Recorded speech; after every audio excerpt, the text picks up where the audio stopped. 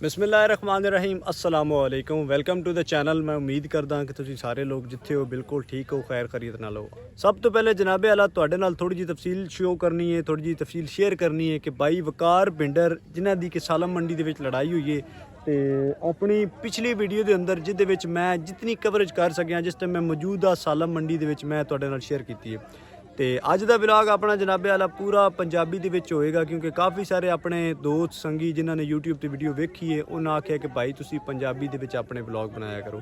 तो अज की थोड़ी जी तफसील दसनी है किमें वकार भिंडर की लड़ाई हुई है, किहदे नाल हुई है, कित्थों गल शुरू भी होंदी है। आओ करते हैं शेयर। शुरू इत्थों भी होंदी है कि वकार भिंडर जिमें कि तुहानूं पता होना ही है कि व्यापारी भी ने ते नाल सोशल मीडिया पर भी उन्हों का वाह लिंक जिहड़ा ना चले हुए है। व्यापार सुबह सवेरे अपने ने वकार भिंडर शेखोपुरा मंडी दे विच मझां लैना खरीदना शुरू कीतियां ने। एक बंदा चीना उदा फिर ना जिहड़ा वो मैं नहीं फिलहाल मालूम हो सकिया ਉਹਦੇ ਕੋਲ गए ने। गल उन्हां दी शुरू भी होंदी है रेट मुक्कण मुकाण तो वकार भिंडर ने रेट कम लाया है तो उत्थों उन्हां दोनों की बहस शुरू हो गई। बहस शुरू होना तो ये मंडियां दे विच व्यापारियां दी आपस तू मैं अक्सर होंदी रहिंदी है। इस रेट दे पिछे कोई वध ला दिंदा कोई घट ला दिंदा। इन्हां दी थोड़ी जी वध गई गाली गलोच तप्पड़ गई। वकार भिंडर और थोड़े लोग सी, एक दो लोग सी ते दूजी पार्टी जिहड़ी चीनियां दी पार्टी है वो थोड़े ज़्यादा सी। उन्हें जनाब उत्थे वकार भिंडर नूं तुसीं वेखे होणे डंडियां नाल चाटां नाल मारिया है, वाह वकार नाल ज़्यादती कीती है।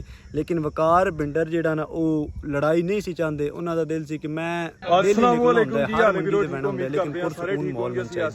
मैं लड़ाई बंडी ना करना चाहता, कानूनी कार्रवाई जिहड़ी हो सकी मैं वो करना चाहता। फिर दोबारा सालम मंडी उत्ते तकरीबन टाइम आई केंद्रे 1-2 दा। वकार भिंडर 4 बजे उन्हां दा व्लॉग तुसीं नहीं देखे तो व्लॉग चेक करो।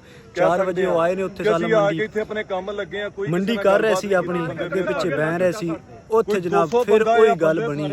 उन्हां बंदियां ने वेख्या उन्हां बंदियां दे अंदर पहली वाह जिहड़ी ना कोल बनी हुई आई, वाह गुस्सा आई।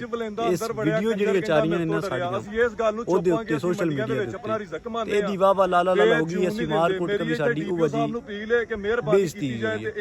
उत्थे जनाब ओ मगर लग गए 4 तो 5 बंदे सोटे वाले इदे मगर लग गए। लेकिन इस वक्त इन्हां दे नाल लंबरदार सी वकास नाम दा शायद मेरे ख्याल इन्हां दा भाई है हमजा इन्हां बतरीया जी ते 1-2 नाल होर बंदे सी। 6 तो 7 बंदे भी इत्थे इन्हां दी लड़ाई गाली गलोच तक ही हुई है लेकिन हत्थों पाई नहीं हुई।